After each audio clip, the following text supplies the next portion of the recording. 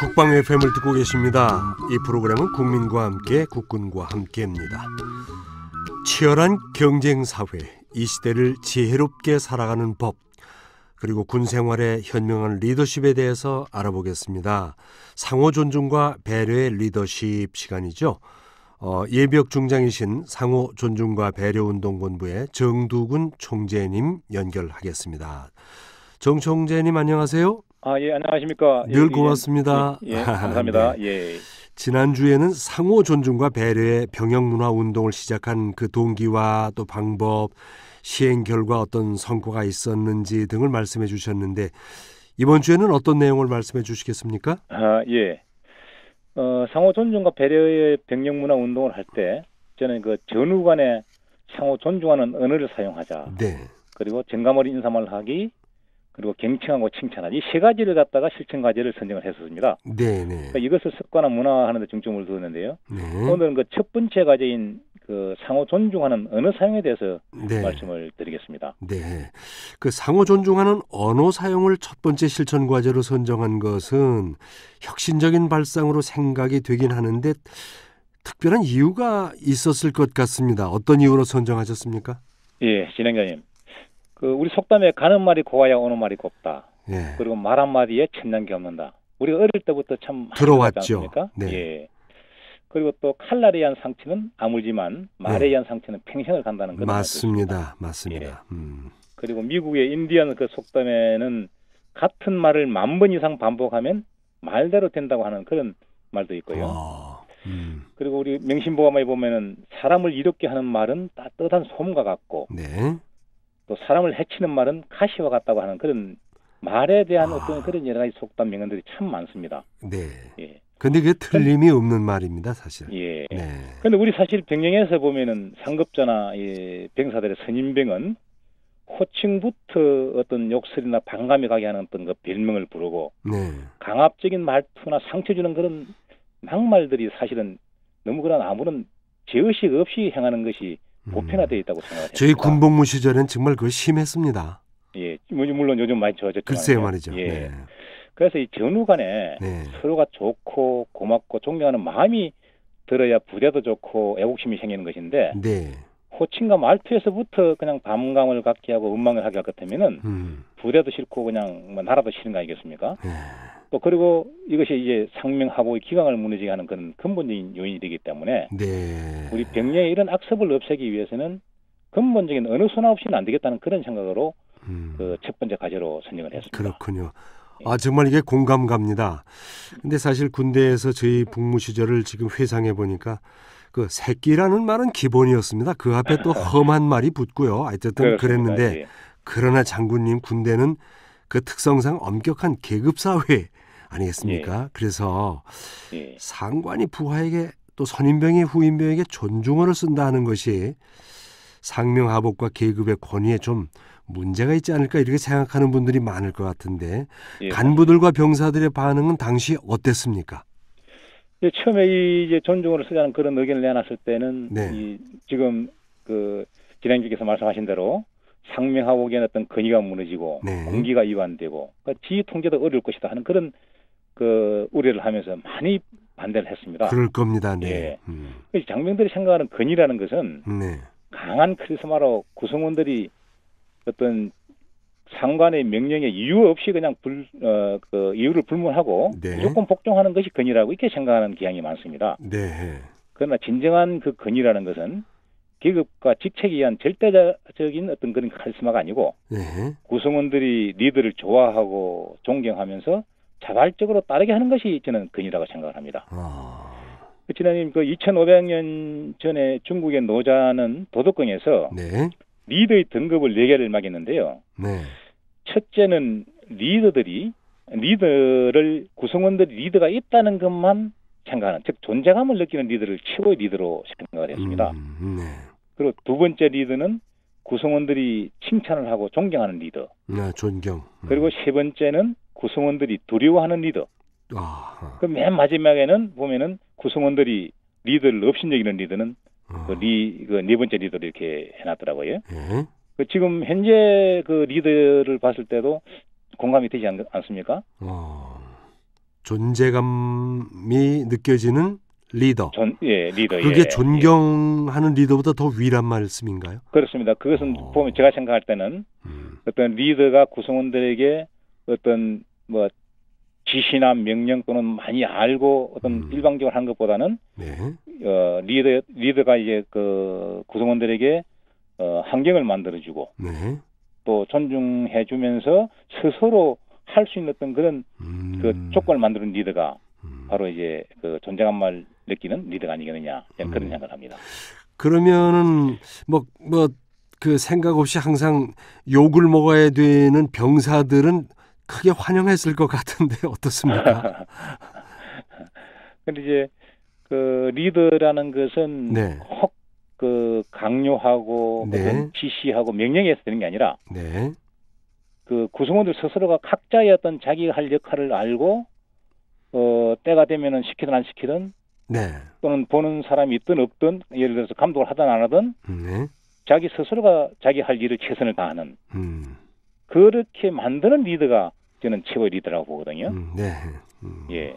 그래서 이제 이 평상시에 우리 군에서 어떤 그 말투는 호칭부터 말투가 항상 강압적이기 때문에 말에서부터 반감을 가지 않기 위해서 또 보편화된 어떤 욕설 이런 걸 없애기 위해서는 그 존댓말 그리고 이제 존중어를 사용하자 이렇게 한 것입니다. 예. 그 상호 존중어 사용은 구체적으로 어떤 식으로 적용했습니까? 그 예가 궁금합니다. 예, 저보다 이제 그 진행자님께서 더 잘 아시겠지만은 군대라는 특수 사회에서 어떻게 하셨을까? 이게 궁금합니다. 그 좀비의 체계가 이제 존댓말, 예사말, 낮춤말 있지 않습니까? 그 이제 우리는 항상 하라체를 쓰는 낮춤말이 습성화되어 있는데 그것만 하면 되는데 그 뒤에 따르는 말이 아까 말씀하셨듯이 항상 욕설이 따르고 이렇기 때문에. 이 욕설이나 습관에 대한 어떤 그 나쁜 말투를 바꾸기 위해서는 존중을 써야 되겠다. 그래서 상급자는 그 또는 선임병은 하급자에게 후임병에게 하시오, 합시다, 할래요 등 반존대입니다. 그러니까 예사말을 쓰고 예. 그 아랫사람이나 후임병은 님자를 반드시 붙이고 알겠습니다. 그렇습니까? 소위 말하는 다나 까의 어떤 그런 다 혹은 까. 예. 그런 어떤 그 차별화된 존중을 그러면 소대장이 소대원에게 병사에게도 하시오 이렇게 한다는 말씀인가요? 네, 그렇습니다. 평상시에 해가 아니라 교육을 한다든지 대화를 할 때는 가급적이면은 반존대를 해주고 그 대신 이제 우리가 제식 훈련을 한다든지 작전할 때는 앞으로가 제자리에서 돌격 앞으로 사격 개시 사격 금지 이것은 어떤 명령가 다 있기 때문에 그대로 하는 겁니다. 일상적인 때 대화를 하고 할 때는 가급적이면은 존대를 해주자 하는 그런 어떤 그 목적에서 한 겁니다. 그렇군요. 예. 그런데 이걸 이제 장병들 간의 존중어 사용이 과연 쉽게 잘 정착이 돼 갔는지 조금은 문제가 드러나는 것은 아니었는지 잘 돼 갔습니까? 예, 처음엔 다들 우려하고 공기 빠질 거다는 그런 그 반응을 보였지만은 실제 해보면은 가는 말이 고우면은 오는 말이 분명히 곱다고 했지 않습니까? 그걸 말 한마디 천장에 갖는다 그랬는데 군대든 사회든 사람과의 관계에서는 자기를 존중해 주는 사람한테는 그에 대한 어떤 그 보답을 하고자 하는 것이 그 사람의 근본 아니겠습니까? 좋은 말을 하니까 또 좋은 반응이 오고 그래서 이 어투를 바꾼다 해가지고 공기가 무너진다거나 이런 현상은 없고 정말 욕설이 없어지고 선임과 후임 간에 장난쳐가면서 또 사적으로는 아주 정말 친밀하게 지내면서도 또 때가 되면은 자기 할 역할을 충실히 하는 그런 반응이 분명히 있었습니다. 예. 정 장군님, 외국 군대에서는 어떻습니까, 이 언어가? 예. 그 저는 전문가 아닙니다만은 그 영어권에서는 어떤 어투 자체에서 어떤 그 좀비의 체계가 명확하지 않지 않습니까? 근데 이제 특히 이제 독일 같은 데 보면은 독일과 프랑스에는 그 어투가 약간 그 좀비의 체계가 있다 그럽니다. 그런데 이제 독일 군대는 1차 대전 이후부터 어떤 경우든지 그 장교가 병사들에게 어떤 전달이나 명령을 할 때 반말을 하지 못하도록 그걸 갖다가 규정화 시켜놨다 그럽니다. 예절을 갖춰서 하도록 언어 예절을. 예, 그렇습니다. 독일 군대에서요? 이 사례는 제가 약 한 3년 전에 조선일보에 보면은 화나면 존댓말 하는 독일과 프랑스인들의 지혜라는 그 칼럼이 본 적이 있습니다. 화가 나면 그 존댓말을 하는 독일과 프랑스인들의 지혜. 예, 이게 이제 독일에서 오랫동안 그 유학을 하신 이승락 가천 의과대학 명예총장을 하신 분이 쓴 그 칼럼인데요. 그걸 보면서 우리 군대도 정말 이 어느 문화를 이와 같이 바꿔야 네. 학습의 문화도 바뀌고 분명 선진 문화로 가면서 강군이 될 수 있지 않느냐 그런 공감이 돼가지고 네. 제가 소개를 드리는 겁니다. 총재님, 예, 이 운동을 해서 얼마 만에 바뀌어진 분위기를 느끼셨는지 그리고 어떤 분위기가 됐다고 판단하셨는지요?